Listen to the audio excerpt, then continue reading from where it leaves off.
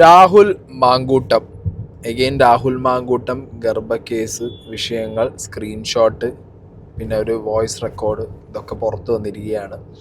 രാഹുൽ മാങ്കൂട്ടം ആദ്യം ഒരു 3 മാസങ്ങൾക്ക് മുമ്പ് ഈ വിഷയങ്ങൾ ഭയങ്കരമായിട്ട് പുറം ലോകത്തേക്ക് വന്ന ടൈം മുതൽ അതെങ്ങനെ ഡിഫെൻഡ് ചെയ്യും എന്നുള്ളത് നോക്കി നടന്ന് പിന്നെ അതിനൊരു ഫോർമുല കണ്ടെത്തി അത്യാവശ്യം കുറച്ച് സിനിമാ നടിമാരുടെ കൂടെയുള്ള ഒരു PR സെറ്റപ്പിലേക്കൊക്കെ എത്തി. അനുസരിയായിട്ടുള്ളൊരു റീലും കാര്യങ്ങളൊക്കെ നമ്മൾ കണ്ടിട്ടുണ്ടായിരുന്നു. അങ്ങനെ മെല്ലെ മെല്ലെ പതിയെ ബാക്ക് ടു ട്രാക്ക് വരികയായിരുന്നു. ഇതാണക്കണം അടുത്തത്. നമ്മൾ പ്രത്യക്ഷത്തിൽ നോക്കിക്കഴിഞ്ഞാൽ രാഹുൽ മാങ്കൂട്ടത്തിനെതിരെ മീഡിയ പറയുന്നതും മീഡിയയിൽ വരുന്നതും അല്ലാതെ പ്രോപ്പറായിട്ട് കംപ്ലൈൻറ്റ് കൊടുക്കാൻ ഗർഭചിത്രം നടത്തി, എന്നെ ഗർഭധാരണത്തിന് നിർബന്ധിച്ചു എന്നുള്ള കാര്യങ്ങൾ പറഞ്ഞ് കേസ് കൊടുക്കാൻ ഒരു കംപ്ലൈൻറ്റ് ചെയ്യാൻ ഒരാളില്ല. പക്ഷേ ഇന്ന് ഞാൻ മാധ്യമങ്ങളെടുത്ത് നോക്കുമ്പോൾ കാണുന്നത് ഇന്ന് കംപ്ലൈൻറ്റ് കൊടുക്കുമായിരിക്കും ആ ലേഡി എന്നാണ്. ആരുടെ കൂടെയാണോ രാഹുൽ മാങ്കൂട്ടം ഈ ചാറ്റ് ചെയ്തത് അല്ലെങ്കിൽ ഈ ഇൻസിഡൻസ് ഉണ്ടായത്, ആ ലേഡി ഇന്ന് മുഖ്യമന്ത്രിയെ കണ്ട് നേരിട്ട് പരാതി കൊടുക്കുമായിരിക്കും എന്നുള്ളൊരു ന്യൂസ് കൂടി പുറത്തു വരുന്നുണ്ട്. അപ്പോൾ കുറച്ച് കാര്യങ്ങൾ നമുക്ക് ഡീറ്റെയിൽ ആയിട്ട് നോക്കേണ്ടിയിരിക്കുന്നു. ആദ്യം തന്നെ ഞാനിവിടെ ആ സ്ക്രീൻഷോട്ട് ഇവിടെ വയ്ക്കുന്നുണ്ട്, രാഹുൽ മാങ്കൂട്ടത്തിൻ്റെ വാട്സാപ്പ് സ്ക്രീൻഷോട്ട്. ഇതിൽ മാർച്ച് മിക്കവാറും എല്ലാ ഡേയ്സ് ചെയ്യാം, നീ പ്രഗ്നൻ്റ് ആകാൻ റെഡിയാകും. തിരിച്ചുള്ള ചോദ്യം, പിൽസ് മുഖ്യം. അപ്പം നോ എന്ന് പറയുന്നുണ്ട്. അപ്പോൾ വൈ എന്ന് ചോദിക്കുന്നുണ്ട് ഇവിടെ. I want make you pregnant, നമ്മുടെ കുഞ്ഞ് വേണം. ഇത് രാഹുൽ മാങ്കൂട്ടം ആ ലേഡിയും തമ്മിലുള്ള കോൺവെർസേഷനാണ്. അപ്പോൾ ഈ കോൺവെർസേഷൻ്റെ അകത്തുനിന്ന് കുറച്ച് കാര്യങ്ങൾ, ഒന്ന് ഇതിനകത്ത് ഡേറ്റോ കാര്യങ്ങളോ ഇതിനകത്ത് കൊടുത്തില്ല, ജസ്റ്റ് റെഫറൻസ് മാർച്ച് എന്ന് മാത്രമാണ് കൊടുത്തത്. ഇത് ഏത് ഇയറിലെ മാർച്ച് എന്നൊന്നും നമുക്കറിയില്ല. കൺസെൻഷ്യൽ ആണോ എന്ന് ചോദിച്ചു കഴിഞ്ഞാൽ ഈ ഒരു പെർട്ടിക്കുലർ ചാറ്റ് കണ്ടു കഴിഞ്ഞാൽ ഇറ്റ്സ് കൺസെൻഷ്യൽ ആണത്, കൺസെൻറ്റ് ഉണ്ട് ഇതിനകത്ത്. ഇനി ഇതിനകത്ത് പറഞ്ഞ കാര്യങ്ങൾ, രാഹുൽ മാങ്കൂട്ടം എനിക്ക് നിന്നെ ഗർഭിണിയാക്കണം, എനിക്ക് നിന്നിലൊരു കുട്ടി വേണം. അപ്പോൾ അത് പ്രോപ്പർ കോൺവെർസേഷനാണ്. അപ്പുറത്ത് ഡിഫെൻഡ് ചെയ്യുന്നില്ല, അവിടെ പിൽസ് മുഖ്യം എന്ന് പറയുന്നു. സോ ഞാൻ പറഞ്ഞല്ലോ കൺസെൻറ്റ് ഉണ്ട് ഇതിനകത്ത്. പക്ഷേ ഇവിടെ എവിടെയാണ് വിഷയം വന്നതെന്ന് വെച്ച് കഴിഞ്ഞാൽ ഇവർ തമ്മിലുള്ള ടേംസ് ഏത് രീതിയിൽ തെറ്റി, എവിടെ മുതലാണ് ഈ 2 വ്യക്തികൾ തമ്മിലുള്ള വിഷയങ്ങൾ മാറിയത് എന്നുള്ളത് ആ പെർട്ടിക്കുലർ വ്യക്തി, രാഹുൽ മാങ്കൂട്ടത്തിന് ഓപ്പോസിറ്റ് നിൽക്കുന്ന വ്യക്തി തന്നെ വന്ന് കേസ് കൊടുത്ത് മൊഴി കൊടുക്കുമ്പോഴേ നമുക്ക് മനസ്സിലാവുള്ളൂ. ഫൈൻ. പിന്നെ ഇത്രയും ഡാറ്റാസ് മീഡിയയുടെ കയ്യിൽ, ഇവരുടെ കോൾ, ഇവരുടെ വാട്സാപ്പ് റെക്കോർഡ്സ്, ഇവരുടെ വാട്സാപ്പ് ചാറ്റ്, ഇത്ര അധികം റെക്കോർഡുകൾ മീഡിയയുടെ കയ്യിൽ എത്തി അല്ലെങ്കിൽ ഉണ്ട് എന്ന് പറയുമ്പോൾ ഇതിങ്ങനെ ഒറ്റയടിക്കല്ല പുറത്തു വിടുന്നത്. ഇത് സ്റ്റെപ്പ് ബൈ സ്റ്റെപ്പായിട്ടാണ് ഇത് പുറത്തു വരുന്നത്. ആൻഡ് ഇതിൽ പരാതിക്കാരിയില്ല. ഇത് രാഹുൽ മാങ്കൂട്ടത്തിന് വേണ്ടി സംസാരിക്കുന്നവർക്കും ഡിഫെൻഡ് ചെയ്യാവുന്ന ഒരു വലിയ പോയിൻ്റാണ്. വൈ? ബിക്കോസ് ഇങ്ങനൊരു വലിയ ഇഷ്യൂ രാഹുൽ മാങ്കൂട്ടം ഇത്രയും വലിയൊരു കൊടൂര പാതകം ചെയ്തു വരുത്താനാണെന്നുണ്ടെങ്കിൽ ഒറ്റയടിക്ക് വിട്ടൂടെ? എന്തിനാണ് ഘട്ടം ഘട്ടമായിട്ട്? അപ്പോൾ എലക്ഷൻ വരുമ്പോൾ അല്ലെങ്കിൽ എന്തെങ്കിലും ഒരു പെർട്ടിക്കുലർ സിനാരിയോ വരുന്ന സമയത്ത് UDFനെ, രാഹുൽ മാങ്കൂട്ടത്തിനെ ബാക്ക് ഫൂട്ടിലാക്കാൻ വേണ്ടിയിട്ടൊരു ടൂൾ, ഒരായുധമായിട്ടല്ലേ നിങ്ങളിത് ഉപയോഗിക്കുന്നത് എന്നുള്ളൊരു ചോദ്യം വളരെ ഇമ്പോർട്ടൻ്റ് ആയിട്ട് ഓപ്പോസിറ്റ് സൈഡിന് ചോദിക്കാൻ പറ്റും. പിന്നെ പരാതിക്കാരി എന്തുകൊണ്ട് മുന്നോട്ട് വന്ന് പരാതി കൊടുക്കുന്നില്ല? Again A question. അപ്പോൾ ഇതൊക്കെ എന്ന് പറയുമ്പോഴത്തേക്ക് ഇത് കുറച്ച് സീനാണ്. ഈ ചോദ്യങ്ങൾ അല്ലെങ്കിൽ ഈ ഓപ്പോസിറ്റ് സൈഡിൽ നിന്നുള്ള ആർഗ്യുമെൻറ്റ്സ് അത് സോളിഡായിട്ട് തന്നെ നിൽക്കും. പരാതിക്കാരി വന്നു കഴിഞ്ഞാൽ ഈ കാര്യങ്ങളൊക്കെ ക്ലോസ് ആവും. സോ ഇനി നമുക്ക് ഇവർ തമ്മിലുള്ള കോൾ റെക്കോർഡിൻ്റെ ഒരു പോർഷൻ കേൾക്കാം. ഡോക്ടർ അറിയാം, അമ്മയ്ക്കൊക്കെ അറിയുന്ന ഡോക്ടറാണ്. അപ്പം എനിക്കൊരു പേടിയുണ്ട് അവിടേക്ക് പോകാൻ വേണ്ടി. എനിക്ക് ആകെ വയ്യാണ്ടിരിക്കുകയാണ്, എനിക്ക് വൊമിറ്റിംഗ് ഉണ്ട്, എനിക്ക് കുറച്ച് പ്രശ്നങ്ങളുണ്ട് അതിനകത്ത്. എന്റെ പൊന്നു സുഹൃത്തെ, താൻ ആദ്യം ഒന്ന് റിയലിസ്റ്റിക് ആയിട്ട് സംസാരിക്കും. ഈ ഡ്രാമ കാണിക്കുന്നവർ എനിക്ക് ഇഷ്ടമേ. എന്ത് ഡ്രാമ എന്നാണ് പറയുന്നത്? എനിക്ക് വയ്യാണ്ടിരിക്കുക, ഞാൻ എല്ലാവരും ശ്രദ്ധിക്കുന്നുണ്ടെന്ന് വീട്ടിൽ പോയിട്ട് എനിക്ക് അമ്മയെ കണ്ടിട്ട് കരച്ചിൽ സഹിക്കാൻ പറ്റുന്നില്ല. ഞാൻ നിന്നോട് കഴിഞ്ഞ ദിവസം ഇതിനെ പറ്റി സംസാരിച്ചപ്പോൾ നീ എന്നോട് പറഞ്ഞത് ഇന്നുകൊണ്ട് ലോകം അവസാനിക്കാൻ പോകുമല്ലോ, എനിക്കൊരു ഇത്തിരി സമയം എന്താ എന്ന് പറഞ്ഞു. പിന്നെ 3 ദിവസമായിട്ട് കമ്മ്യൂണിക്കേഷൻ ഉള്ളത് ഇവളുടെ കൂടാണ്, നീ നിന്റെ കാര്യങ്ങളൊക്കെ ചെയ്തു പോകുന്നു. പിന്നെ ഞാൻ എന്താ അതിനെ പറ്റി ബോധരാകുന്നു. പിന്നെ ഇന്ന് ഞാൻ ചോദിച്ചപ്പോ മാത്രം നിനക്കുള്ള ചൂട് വിളിക്കാൻ വയ്യാഞ്ഞിട്ടാണ് ഞാൻ പതുക്കെ സംസാരിക്കുന്നത്. എനിക്ക് ഒരുപാട് ആരോഗ്യ പ്രശ്നങ്ങളുണ്ട്. ഭക്ഷണം കഴിക്കാൻ പറ്റുന്നില്ല മര്യാദയ്ക്ക്. എന്താ പറയുക, സ്മെല്ലൊന്നും എനിക്ക് അത്രയ്ക്ക് പിടിക്കുന്നില്ല. ഒരുപാട് പ്രശ്നങ്ങളുണ്ട്. എനിക്കിത് ആരോടും പറയാനും പറ്റുന്നില്ല. ഹോസ്പിറ്റലിൽ പോകാൻ പറഞ്ഞ് ഈ ഡ്രാമയൊന്നും നിർത്ത്. ഈ 1-ാം മാസത്തിൽ എന്തൊക്കെ ഉണ്ടാകാൻ പറ്റുന്നതൊക്കെ നമുക്ക് എല്ലാവർക്കും അറിയുന്നതല്ലേ, ചുമ്മാ ഡ്രാമ കാണിക്കുകയാണ്. ഇവിടെ കണ്ടിട്ടുണ്ടാവും. എനിക്ക് എൻ്റെ കാര്യം മാത്രമേ എനിക്കറിയൂ. ആദ്യത്തെ ദിവസം അങ്ങനെയാണോ ഇങ്ങനെയാണോ ആദ്യം ഒരു ഹോസ്പിറ്റലിൽ പോകും, എന്നിട്ടല്ലേ ബാക്കി കാര്യങ്ങള്. എന്തിനാണ് ഇങ്ങനൊരു മാറ്റം വരുന്നത്? ഇത് ആരുടെ പ്ലാനാണ്? എൻ്റെ പ്ലാനാണോ? ആർക്കാണ് കുഞ്ഞിനെ വേണം എന്ന് പറഞ്ഞുകൊണ്ടിരുന്നത്? ഞാനാണോ? പിന്നെ നിങ്ങളെന്തിനാണ് ഈ ലാസ്റ്റ് മൊമെന്റിൽ ഇങ്ങനെ മാറുന്നത്? നിങ്ങളെന്തിനാണ് എന്തെങ്കിലും എന്തിനാണ് ഈ കൊല്ലുന്ന കാര്യം പറഞ്ഞുകൊണ്ടിരിക്കുന്നത്? നിങ്ങൾക്കല്ല ഇതിനെ വേണം എന്ന് പറഞ്ഞുകൊണ്ടിരുന്നത്. എനിക്ക് പറ്റുമെന്ന് തോന്നുന്നില്ല.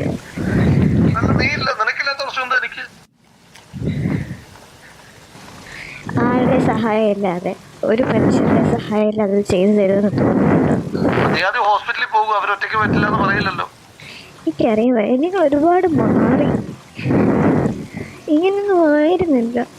ഇത് വേണമെന്ന് വാശി പിടിച്ചതാരാ? ഞാനാണോ? വേണ്ടെന്ന് ഞാൻ പറഞ്ഞത്. നിങ്ങൾക്കാണ് വേണം എന്ന് പറഞ്ഞിട്ട് നിങ്ങളുടെ പ്ലാനിങ് തന്നെ ഇല്ല, എൻ്റെ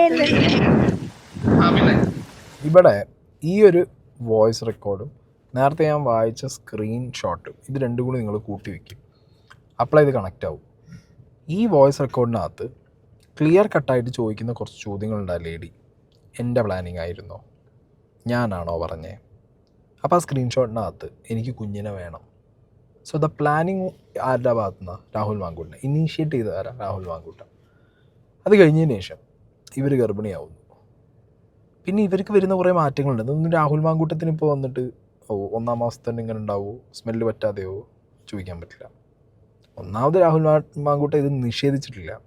രണ്ടാമത്തെ കാര്യം, രാഹുൽ മാങ്കൂട്ടത്തിൻ്റെ ഫോട്ടോ വെച്ചപ്പോൾ ഞാനടക്കം രാഹുൽ മാങ്കൂട്ടം എന്ന് പറഞ്ഞിട്ട് തന്നെയാണ് വീഡിയോ ചെയ്യുന്നത്. ആർക്കെതിരെയും, ഒരു മാധ്യമങ്ങൾക്കോ അല്ലെങ്കിൽ ഒരു യൂട്യൂബർക്കെതിരെയോ രാഹുൽ മാങ്കൂട്ടൻ കേസ് കൊടുക്കാൻ റെഡിയാവുന്നില്ല. So silently is admitting it. അയാൾ തന്നെയാണ് ചെയ്യുന്നത്, അല്ലേ? അയാളുടെ റിലേഷനാണ്, അയാളുടെ കാര്യങ്ങളാണ്. ഓക്കെ, അയാളുടെ പേഴ്സണൽ തിങ് ആണ്. പക്ഷേ ആസ് എ പൊളിറ്റീഷ്യൻ കാര്യങ്ങൾ എവിടെയാണ് ചേഞ്ച് ആവുന്നത്? If this lady wants to go legally, അപ്പം കാര്യങ്ങൾ മാറും. അല്ലാതെ ഇത് നമ്മൾ ആര് ഡിസ്കസ് ചെയ്തിട്ട് ഒരു കാര്യമില്ല. മനസ്സിലായില്ലേ? ആര് ഡിസ്കസ് ചെയ്താലും ഇതിനെന്ത് വാല്യൂ? ഒരു വാല്യൂ ഇല്ല. ഓക്കെ, അയാളൊരു പൊളിറ്റീഷ്യൻ, ഒരു ഫെയിം ഫേസ്, ഒരു യൂത്ത് ഫേസ് ആയിട്ട് ഒരു പ്രമുഖ പാർട്ടിയുടെ ഭാഗത്തുനിന്ന് നിൽക്കുമ്പോൾ അപ്പോൾ ഇത് രാഷ്ട്രീയമാണ്. മനസ്സിലായി? അപ്പോൾ ഇത് രാഷ്ട്രീയമാണ്. അല്ലാത്ത പക്ഷം ഇതിനകത്ത് എന്ന് പറഞ്ഞു കഴിഞ്ഞാൽ ഇവർ കേസ് കൊണ്ടുവരാതെ ഇതിനകത്ത് ഒരു രീതിയിലും ഇവർ കേസ് കൊടുക്കാതെ ഇനി എത്ര മാധ്യമ വിചാരണ നടത്തിയാലും ഇത് വെള്ളപൂശാനും ആൾക്കാരുണ്ടാവും, ഇത് കത്തിക്കാനും ആൾക്കാരുണ്ടാവും. രാഹുൽ മാങ്കൂട്ടത്തിന് എവിടെയും വന്നിട്ട് ആരോടും ഉത്തരം പറയേണ്ട കാര്യമില്ല. ബിക്കോസ് നോ കേസ് എക്സിസ്റ്റ് ചെയ്യുന്നില്ല കേസ്. പിന്നെ ഇത് കൃത്യമായിട്ട് സ്റ്റിച്ച് ചെയ്ത് ആളുകളിൽ എത്തിക്കുന്ന മീഡിയാസ്, അവിടെയാണ് ഇത് ഓപ്പോസിറ്റ് സൈഡ്, ലൈക്ക് ഈ മാങ്കൂട്ടത്തിനെ വെള്ളപൂശുന്ന സൈഡിനെ ഡിഫെൻസിന് കുറച്ചും കൂടി സോളിഡ് ആയിട്ടുള്ള സ്ട്രെങ്ത് കൂടുന്നത്. ഇങ്ങനെ സ്റ്റിച്ച് ചെയ്ത് കൊണ്ടുവരൂ, അതൊരു ചോദ്യം. പിന്നെ രാഹുൽ മാങ്കൂട്ടം ഇതിനകത്ത് സംസാരിക്കുന്ന പല കാര്യങ്ങളും ഒരു ഡ്രാമ കളിക്കരുത്. ഒരാൾ സ്വന്തം എന്താ പറയുക ലൈഫ് പാർട്ട്ണർ എന്നുള്ള ഒരു ലീഗൽ ടേമിലല്ലെങ്കിൽ പോലും നമ്മൾ രണ്ടുപേര് ചേർന്നിട്ട് ഒരു കുഞ്ഞിനെ, ജീവനെ നമുക്ക് ആവശ്യമുണ്ട് എന്നുള്ള തീരുമാനത്തിലെത്തുന്നു. അവിടുന്ന് ആ തീരുമാനം എന്തോ ഒരു ടേംസിൻ്റെ മുകളിൽ മാറിയതിന് ശേഷം ആ വ്യക്തി, ഓക്കെ, ഇതിപ്പോൾ ഒരു സ്ത്രീയുടെ പോയിൻ്റ് ഓഫ് വ്യൂന്ന് അവർക്കേ അതിൻ്റെ ഒരു സീരിയസ്നെസ് മനസ്സിലാവും. ആണുങ്ങൾക്ക് ചിലപ്പോൾ അത്, ഞാൻ ആണായിട്ടിരുന്നുകൊണ്ട് തന്നെ പറയുകയാണ്, അതിൻ്റെ ഒരു സീരിയസ്നെസ് നമുക്ക് മനസ്സിലാവില്ല. എന്തിന് ജനിപ്പിച്ച അമ്മയുടെ ഒരു വയറിൻ്റെ സീരിയസ്നെസ് പോലും മനസ്സിലാക്കാൻ ചിലപ്പോൾ സാഹചര്യത്തിൽ ആണുങ്ങൾക്ക് പറ്റാറില്ല. നമ്മളെ കൊണ്ട് പറ്റാറില്ല. നമുക്കല്ലെങ്കിൽ വേറെ എന്തെങ്കിലും ഒരു അത്രയും വലിയ ഇമോഷണൽ ഹിറ്റ് കിട്ടണം ലൈഫിൽ, അപ്പോഴേ നമുക്കതിൻ്റെ ഒരു പെയിന് മനസ്സിലാവുള്ളൂ. അപ്പോൾ അങ്ങനത്തെ ഒരു സാഹചര്യത്തിൽ ആ ഗർഭിണിയായ 1-ാം മാസമാണെങ്കിൽ 1-ാം മാസം, ഇല്ലെങ്കിൽ ആ ഗർഭിണിയായ സ്ത്രീക്ക് വരുന്ന പ്രശ്നങ്ങൾ ഒരു ഡ്രാമയായിട്ട് എന്തിനാണ് പറയുന്നത്? ഒറ്റയ്ക്ക് പോയിക്കൂടെ? ഓക്കെ, ഗർഭചിത്രം നടത്താൻ ഒറ്റയ്ക്ക് പോയി ഒക്കെ നടന്നില്ല എന്നുണ്ടെങ്കിൽ ഞാനും വരാം. മനസ്സിലായോ? അപ്പോൾ അതൊരു എവിടെയോ ഒരു ത്രെട്ടനിങ്ങിൻ്റെ സൗണ്ട് ഉണ്ട് അതിനകത്ത്. ഞാൻ ഈ ലേഡിയുടെ അവസ്ഥ ആലോചിക്കുന്നത്, കംപ്ലീറ്റ്ലി ഇമോഷണലി തകർന്നിരിക്കുന്ന ഒരു ലേഡി ആയിരിക്കും ഇവർ. മനസ്സിലായോ? ഇവർ ഹെൽപ്പ് ചെയ്യാൻ വേണ്ടിയിട്ട് ആരെങ്കിലും പോയി സമീപിച്ച് ഏതെങ്കിലും മീഡിയേൻ്റെ അടുത്തോ അല്ലെങ്കിൽ മീഡിയ പേഴ്സൺസിൻ്റെ അടുത്തോ പോയിട്ടുണ്ടെങ്കിൽ അവരിത് രാഷ്ട്രീയക്കാർക്ക് വിറ്റ്, ഇവരും മീഡിയാസും വിറ്റ്, ആക്ച്വലി അവർക്ക് കേസ് കൊടുത്താൽ പോലും ഇതിനി എങ്ങനെ അല്ലെങ്കിൽ ഏത് രീതിക്ക് എന്നുള്ളത് അറിയാൻ പറ്റാത്തൊരവസ്ഥയിലിരിക്കുന്ന ഒരു ലേഡി ആയിരിക്കണം അവർ. ലക്ഷ്മി പത്മ ഒരു ഇടയ്ക്ക് ഇവരെ പോയി കണ്ടു എന്ന് പറഞ്ഞിട്ട് ന്യൂസിൽ പറഞ്ഞിട്ടുണ്ടായിരുന്നു. ഞാനന്ന് വീഡിയോ ചെയ്തപ്പോൾ ചോദിച്ചൊരു ചോദ്യമുണ്ട്, ലക്ഷ്മി പത്മയ്ക്ക് അറ്റ്ലീസ്റ്റ് ഇത് കേസായിട്ട് മുന്നോട്ട് പോകാൻ അവരെ പുഷ് ചെയ്തുകൂടെ? എന്താണെങ്കിലും ലെറ്റ്സ് സീ. ഇന്നിപ്പോൾ എന്ത് സംഭവിക്കും എന്നുള്ളത് നമുക്കറിയില്ല. ഇത് കേസായിട്ട് മുന്നോട്ട് ആ ലേഡി വരുമോ എന്നുള്ളതൊക്കെ നമുക്ക് കണ്ടറിയാം. ഇതിൽ ഇന്നലെ തന്നെ രാഹുൽ മാങ്കൂട്ടൻ്റെ ഒരു സൈഡ് പറയുന്നുണ്ട്. ഇത് തന്നെയല്ലേ നിങ്ങൾ തിരിച്ചും മറിച്ചും കഴിഞ്ഞ് 3 മാസമായിട്ട് പറഞ്ഞുകൊണ്ടിരിക്കുന്നത്? പുതിയതായിട്ടൊന്നും പറഞ്ഞില്ലല്ലോ. ഇത് തന്നെയാണ് നിങ്ങൾ തിരിച്ചും മറിച്ചും കഴിഞ്ഞ 3 മാസമായിട്ട് പറഞ്ഞുകൊണ്ടിരിക്കുന്നത്. ഈ 3 മാസമായിട്ട് ഞാൻ പറയുന്ന കാര്യങ്ങൾ തന്നെ എനിക്കിന്നും പറയാനുള്ളൂ. ഒരന്വേഷണം, നിങ്ങളുടെയൊക്കെ കൂടി താല്പര്യപ്രകാരം ഒരു അന്വേഷണം നടക്കുന്നുണ്ട്. ആ അന്വേഷണത്തോട് എല്ലാ രീതിയിലും സഹകരിക്കുമെന്ന് ഞാൻ പറഞ്ഞിട്ടുണ്ട്. ആ അന്വേഷണം മുന്നോട്ട് പോകട്ടെ. ആ അന്വേഷണം മുന്നോട്ട് പോയതിന് ശേഷം അതിൻ്റെ ഒരു ഘട്ടം കഴിയുമ്പോൾ എനിക്ക് പറയാനുള്ളത് ഞാൻ പറഞ്ഞു തുടങ്ങാം. ഓഡിയോയും വാട്സപ്പ് ചാറ്റും രാഹുൽ തന്നെയാണ്. ഞാൻ ചോദിച്ചോട്ടെ, അതൊരു ശരിയായ മാധ്യമ രീതിയാണോ? നിങ്ങളൊരു സഹോദര ഞാൻ പറയട്ടെ, ക്രൈമല്ലേ? അപ്പൊ അത് ഓഡിയോ രാഹുലിന്റെ ആണോ എന്നുള്ള ഒറ്റ ചോദ്യമാണ്. കാരണം ഒരു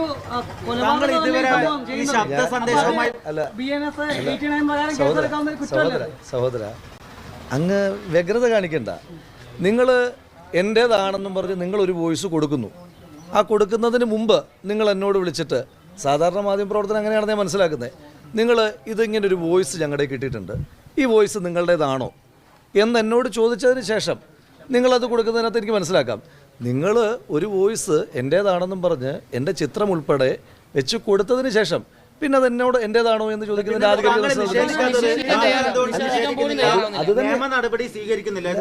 ഈ അങ്ങ് ചൂടാകണ്ട. നമ്മൾ വളരെ കൂളായിട്ട് പത്രസമ്മേളനം നടക്കുകയാണല്ലോ. ആ രീതി മതി, ആ ടോൺ മതി. അതായത് നിങ്ങളൊരു വോയിസ് കൊടുത്തു, ആ വോയിസ് കൊടുത്തു, പിന്നെ എൻ്റെ പാർട്ടല്ലേ? എൻ്റെ പാർട്ടിലുള്ള കാര്യം ഞാൻ ആദ്യത്തെ ദിവസം തന്നെ പറഞ്ഞു. ഈ അന്വേഷണം മുന്നോട്ട് പോയതിന് ശേഷം ഒരു ഘട്ടം കഴിയുമ്പോൾ എനിക്കെപ്പോഴാണോ അതിൻ്റെ ബാക്കി കാര്യങ്ങൾ ആഡ് ചെയ്യാനുള്ളത് ആ സമയത്ത് ഞാൻ ആഡ് ചെയ്യുകയും, എനിക്ക് നിയമപരമായി മുന്നോട്ട് പോകാനുള്ള അവകാശം രാജ്യത്തുണ്ടല്ലോ. ഈ രാജ്യത്ത് എനിക്ക് മുന്നോട്ട് പോകാൻ അവകാശമുള്ളിടത്തോളം കാലം ഞാൻ ആ അവകാശമായിട്ട് മുന്നോട്ട് പോവുകയും ചെയ്യും. ഞാൻ ഇപ്പോഴും ഇങ്ങനെ നിൽക്കുന്നതിൻ്റെ ഏറ്റവും ഉത്തമമായ ബോധ്യം, ഞാൻ ഈ രാജ്യത്തെ ഏതെങ്കിലും നിയമത്തിനെതിരായിട്ട് ഇന്നത്തെ ദിവസം വരെ ഒരു പ്രവൃത്തിയും, ഇതെന്നല്ല രാജ്യത്തെ നിയമത്തിനെതിരായിട്ട് ഒരു പ്രവൃത്തിയും ഞാൻ ചെയ്തിട്ടില്ല എന്ന് ഉത്തമമായ ബോധ്യമുള്ള ഒരു പൗരനെന്ന നിലയിൽ ഒരിക്കൽ കൂടി പറയുന്നു, ഈ രാജ്യത്തെ ഏതെങ്കിലും ഒരു നിയമത്തിനെതിരായി എന്തെങ്കിലും ചെയ്തിട്ടില്ലാത്ത ഒരാളെന്ന നിലയിൽ എനിക്ക് നിയമപരമായി മുന്നോട്ട് പോകാനുള്ള അവകാശമുണ്ട്. ആ അന്വേഷണം നടക്കുകയല്ലേ? അല്ല, ആ അന്വേഷണം നടക്കുകയല്ലേ സഹോദര? നിങ്ങൾ ആ വോയിസ് എന്നാ പിന്നെ എടുക്കണ്ടെന്ന് ഞാൻ പറഞ്ഞു. അതായത് രാഹുൽ മാങ്കൂട്ടം എവിടെയും അതെൻ്റെ വോയിസ് അല്ലാതെ പറയുന്നില്ല. ഇതെൻ്റെ ഗർഭമല്ല, ഇതെൻ്റെ വോയിസ് ഇതല്ല, ഓക്കെ, എൻ്റെ ഗർഭം ഇങ്ങനെയല്ല എന്ന് പറയുന്നില്ല. അയാളുടെ ഏറ്റവും വലിയ പിടിവള്ളി എന്താ? പരാതിക്കാരി ഇല്ല. ഓക്കെ, സോഷ്യൽ മീഡിയ ഓഡിറ്റ് നടക്കുന്നുണ്ട്, മാധ്യമ വിചാരണ നടക്കുന്നുണ്ട്, പിന്നെ കുറച്ച് ആരൊക്കെയോ ചേർന്നിട്ട് ഒരു കേസ് ഇട്ട് കൊടുത്തിട്ടുണ്ട്, കഴിഞ്ഞു. ആ കേസൊന്നും അങ്ങേക്ക് നിലനിൽക്കില്ല. അയാൾ പറയുന്ന ടോണിലൊരു സാധനമുണ്ട്, ഈ രാജ്യത്തെ നിയമത്തിനെ എതിർക്കുന്ന രീതിയിൽ, വെല്ലുവിളിക്കുന്ന രീതിയിൽ ഞാൻ എന്തെങ്കിലും തെറ്റ് ചെയ്തു എന്നുള്ളത് ക്ലിയർ ആവണമെങ്കിൽ, ഗർഭചിത്രം നടത്തിയിട്ടുണ്ട് എന്നുള്ളത് ഉറപ്പ് വരുത്തണമെന്നുണ്ടെങ്കിൽ ലേഡിയുടെ കേസ് വേണം. ആ കേസ് ഇവിടെ വരാത്തിടത്തോളം കാലം രാഹുൽ മാങ്കൂട്ടം ഇതുപോലെ നിൽക്കും അവിടെ. മനസ്സിലായില്ലേ? രാഹുൽ മാങ്കൂട്ടത്തിനെ വിളിപ്പിക്കാനും രാഹുൽ മാങ്കൂട്ടത്തിന് ജയ് വിളിക്കാനും ഇഷ്ടംപോലെ ആളുകളും കാണും. അതിൽ ഒരു മെയിൻ പ്രധാനിയാണ് ശ്രീമാൻ രാഹുൽ ഈശ്വർ. കഴിഞ്ഞ ദിവസം ഒരു വീഡിയോയുടെ തംബ്നെയിൽ ഞാൻ കണ്ടു, രാഹുൽ ഇലക്ഷൻ ഗർഭം എന്ന് പറഞ്ഞിട്ട്. വീഡിയോ ഞാൻ പ്ലേ ചെയ്ത് തുടങ്ങിയപ്പോൾ തന്നെ എനിക്ക് മതിയായി. കാരണം വേറെ ലെവൽ ക്രിഞ്ച് ആക്ടിങ് ഒക്കെ വെച്ചിട്ടാണ് മൂപ്പര് ഈ സാധനം അടിച്ചു വിട്ടിട്ടുള്ളത്. ഏത് രീതിക്കും രാഹുലിനെ പൊട്ടിയിട്ടടിച്ച് വെളുപ്പിക്കുന്ന രീതിക്ക് നടക്കുകയാണ്. ഈ കോൺഗ്രസിൻ്റെ പ്രശ്നം ഇതാണ്. അതായത് ഒരു കോർ ഓർഗാനിക് സീന് അല്ലെങ്കിൽ കോൺഗ്രസിനെതിരെ ബാക്കി പാർട്ടിക്കാർ ചേർന്നുണ്ടാക്കുന്ന ഒരു കാൽക്കുലേറ്റീവ് മൂവിനൊന്നും ഇവർ ഒറ്റക്കെട്ടായിട്ട് നിൽക്കുക അല്ലെങ്കിൽ അതിനെ എതിർക്കുകയൊന്നുമില്ല. മനസ്സിലായ? ഇതുപോലെ എന്തെങ്കിലും ഒരു വിഷയം വരുമ്പോഴത്തേക്ക് അന്തവും കുന്തവും ഇല്ലാതെ ഒരു നേതാവിനെ വിശ്വസിച്ച് അയാളുടെ സ്റ്റാർഡത്തിനെ വിശ്വസിച്ചിട്ട് അങ്ങോട്ട് ചാടി കയറി വിളിപ്പിക്കാൻ ഒരു കൂട്ടം അങ്ങോട്ട് ഇറങ്ങും, ഒരു കൂട്ടം എതിർക്കാനും ഇറങ്ങും. ഇത് ഭയങ്കര സീനാണ് ഈ കോൺഗ്രസിനകത്ത്. ഇപ്പോൾ റീസെൻ്റ്ലി നിങ്ങൾ നോക്കി ഹിജാബ് ഇഷ്യൂ വന്നിട്ടുണ്ടായിരുന്നു. ഈ ഹിജാബ് ഇഷ്യൂ കുറച്ച് മാസങ്ങളോളമായിട്ട് ഇവിടെ, ഇപ്പം ഞാൻ എൻ്റെ ഒരു അറിവിലിരുന്ന് പറയുകയാണ്, മാസങ്ങളോളമായിട്ട് CPM BJP കൂടിയും പ്ലാൻ ചെയ്തൊരു പരിപാടിയായിരുന്നു.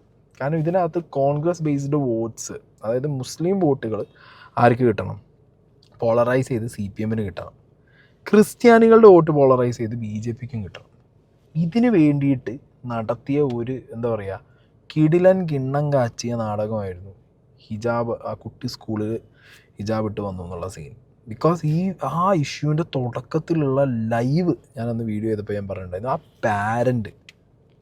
ആ പാരൻറ്റിന് വേണ്ടി സംസാരിക്കാൻ വരുന്നവർ, അങ്ങനെ കുറേ പേര് നിങ്ങൾ നോക്കിയാൽ നിങ്ങൾക്ക് ഏറെക്കുറെ കാര്യം മനസ്സിലാവും. പിന്നെ ആ PTA പ്രസിഡൻറ്റ് എങ്ങനെയാണ് SDPIനെ എതിർക്കുന്നത്, ഇതിലുണ്ട് ഇതിൻ്റെ കാര്യങ്ങളുണ്ടായിരുന്നു. അതിനിടയിൽ നിന്നിട്ട് ഈ വിഷയത്തിൽ ഇടപെട്ട വിമല മാഡം, അഡ്വക്കേറ്റ് വിമല, അവരെ ഞാൻ നോക്കുമ്പോൾ സൈബർ സ്പേസിൽ ഇരുത്തി വലിച്ച് കീറുമായിരുന്നു. വലിച്ച് കീറുക എന്ന് പറഞ്ഞാൽ VD സതീശൻ്റെ പേഴ്സണൽ സ്റ്റാഫല്ലേ, നിങ്ങൾ കോൺഗ്രസ്സുകാരിയല്ലേ എന്നൊക്കെ പറഞ്ഞിട്ട് അവരെ ഇട്ട് വലിച്ച് കീറുന്നു. ഞാൻ നോക്കുമ്പോൾ കോൺഗ്രസിൻ്റെ അകത്തു നിന്ന് തന്നെ അവർക്ക് ഇട്ട് താങ്ങൽ. അപ്പുറത്ത് കമ്മ്യൂണിസ്റ്റുകാരെ അടിക്കുമ്പോൾ ഇവർ കോൺഗ്രസിനകത്ത് വീണ്ടും അടിക്കുന്നു. ഓർഗാനിക്കായിട്ടുള്ള ഒരു സിനാരിയോ, ഒരു സീനായിരുന്നു ഹിജാബിൻ്റെ. കോൺഗ്രസ്സിന് ശരിക്കും പൊളിച്ചു കൊടുക്കാൻ പറ്റുന്ന ഒരു ഐറ്റം ആയിരുന്നു ഈ CPMൻ്റെയും BJPൻ്റെയും കുറച്ച് കാലങ്ങളോളം എടുത്തിട്ടുള്ള ഒരു പ്രോസസ്സായിരുന്നു അത് എന്നുള്ളത്. അതൊന്നും ചെയ്യാതെ ആ സിറ്റുവേഷൻ വന്ന സമയത്ത് അതാകെ മൊത്തം ഒന്നാമത് കോൺഗ്രസ് നേതാക്കന്മാരും ഇടപെട്ടില്ല. ഇടപെടാൻ വേണ്ടിയിട്ടോ അല്ലെങ്കിൽ സ്കൂളിൻ്റെ ഭാഗത്തുനിന്നോ അഡ്വക്കേറ്റായിട്ട് വന്നിട്ടുള്ള അവരെ പിടിച്ച് ഏറെ കയറ്റിയപ്പോൾ അതിനും ഒന്നും ഒരു റിപ്ലൈ ചെയ്യാനോ അല്ലെങ്കിൽ അതിനൊരു റെസ്പോണ്ട് ചെയ്യാനോ അവർ പോയില്ല. അങ്ങനെ ആകെ മൊത്തം അങ്ങനത്തെ ഓർഗാനിക് സീനുകൾ ഉണ്ടാകുമ്പോൾ മിണ്ടാതിരിക്കും ചെയ്യും. ഇതേപോലെയുള്ള എന്തെങ്കിലും ഒരു ക്ലിയർ കട്ട് സാധനം, മനസ്സിലായോ, മനുഷ്യൻ്റെ ബുദ്ധിക്ക് ഒറ്റനോട്ടത്തിൽ മനസ്സിലാവുന്ന സംഗതികൾക്ക് ഇവർ ഈ പറഞ്ഞ പാണ്ടിപ്പട എന്ന് പറഞ്ഞിറങ്ങും. കുറേ നേതാക്കന്മാരുടെ പിന്നിൽ വാലും കുണ്ടി കുറേ പാണ്ടിപ്പട ഇറങ്ങും. ഓർഗാനിക്കായിട്ട് വരുന്ന വിഷയങ്ങളിൽ അതിനെ എതിർത്ത് നിൽക്കുന്നതോ അല്ലെങ്കിൽ അതിനുവേണ്ടി സംസാരിക്കുന്ന ആളുകളോ ചവിട്ടിത്താത്തും. ഈ രണ്ട് സിനാരിയോ വെച്ച് കമ്പയർ ചെയ്താൽ തന്നെ എന്താണ് കേരളത്തിലെ കോൺഗ്രസ് റീസെൻ്റ്ലി ചെയ്തുകൊണ്ടിരിക്കുന്നത് എന്നുള്ളത് നമുക്ക് മനസ്സിലാവും. ഇതിന്ന് ബെനിഫിറ്റ് ആർക്കാണ് പോവുക? BJPക്കും കമ്മ്യൂണിസ്റ്റ് പാർട്ടിക്കും അല്ലേ? ഞാൻ പറയുന്നത് കമ്മ്യൂണിസ്റ്റ് ജനതാ പാർട്ടി എന്നാണ്. ഇപ്പം അതാണ് കേരളത്തിൽ ഒരു സൈഡിൽ കമ്മ്യൂണിസ്റ്റ് ജനതാ പാർട്ടി, CPMഉം BJP, കമ്മ്യൂണിസ്റ്റ് ജനതാ പാർട്ടി, അപ്പുറത്ത് UDF. എന്നാണെങ്കിൽ രാഹുൽ മാങ്കൂട്ടത്തിൻ്റെ ഇഷ്യൂവിൽ VD സതീശനായിരുന്നു അത് കറക്റ്റ്, പറയാതിരിക്കാൻ പറ്റില്ല. VD സതീശൻ കോൺഗ്രസിനകത്ത് ഇതിലെടുത്ത സ്റ്റാൻഡ്, ആശാ വർക്കേഴ്സിൻ്റെ പരിപാടിക്ക് രാഹുൽ മാങ്കൂട്ടം വന്നപ്പോൾ ഇയാൾ ഇറങ്ങിപ്പോയി. പിന്നെ കൃത്യമായ നിലപാടുകൾ പറഞ്ഞിട്ടുണ്ട്. മനസ്സിലായി? VD സതീശൻ അല്ല പ്രതിപക്ഷ നേതാവ് എന്നുണ്ടെങ്കിൽ രാഹുൽ മാങ്കൂട്ടത്തിൻ്റെ വിഷയത്തിൽ കോൺഗ്രസ് ഇതിലും കൂടുതൽ നാറിയാണ്. അത് VD സതീശൻ എന്ന് പറഞ്ഞ അയാളുടെ പൊളിറ്റിക്കൽ സ്റ്റാൻഡ്, അയാളുടെ പൊളിറ്റിക്കൽ നോളേജ്, അതാണ് സത്യത്തിൽ പാർട്ടീനെ ഈ മാങ്കൂട്ടം ഇഷ്യൂവിൽ രക്ഷിച്ചിട്ടുള്ളത്. മനസ്സിലായോ? ഇല്ലാത്ത പക്ഷം രാഹുൽ മാങ്കൂട്ടത്തിൻ്റെ ഒരു ഗ്രാവിറ്റി വെച്ച് UDFനകത്ത് അയാളൊരു വേറെ കോക്കസ് ഉണ്ടാക്കിയിട്ടുണ്ട്. അതിനകത്ത് വീഴാത്ത VD സതീശൻ അതിനെ എതിർത്തു. അതുകൊണ്ട് മാത്രമാണ് ഇന്ന് കേരളത്തിൽ രാഹുൽ മാങ്കൂട്ടം വിഷയത്തിൽ അധികം തട്ട് കിട്ടാതെ കോൺഗ്രസ് നിൽക്കുന്നത്. മനസ്സിലായില്ല? അല്ലാത്ത പക്ഷം VD സതീശൻ തീരുമാനങ്ങൾ എടുക്കാൻ റെസ്പോൺസിബിൾ പൊസിഷനിലില്ല. അല്ലെങ്കിൽ VD സതീശൻ പിന്നെ വേറൊരാളായിരുന്നെങ്കിൽ ഇന്ന് ഈ ഒരൊറ്റ വിഷയം മതി 3.0 പിണറായി കൺഫേം ആയിരുന്നു. മനസ്സിലായോ? അപ്പോൾ ഞാൻ സത്യം പറഞ്ഞാൽ ഇന്നലെ ഇതൊക്കെ കാണുമ്പോൾ എൻ്റെ മൈൻഡിൽ അതാ പോയ VD ആയിരുന്നടേ കറക്റ്റ്. ആ ചാപ്റ്റർ നമ്മൾ ക്ലോസ് ചെയ്താണ്. ഒരു ചർച്ചയില്ല. അല്ല, ഒരു ചർച്ചയില്ലെന്നേ. ഞാൻ അതിനെക്കുറിച്ചൊരു ചർച്ചയില്ല. ഞങ്ങൾ തീരുമാനം എടുത്തിട്ടുണ്ട്. ആ തീരുമാനം KPCC പ്രസിഡന്റ് പ്രഖ്യാപിച്ചിട്ടുണ്ട്. ഇനി ആ വിഷയത്തിൽ ഞങ്ങളുടെ ഭാഗത്തു നിന്ന് ഒരു ചർച്ചയില്ല.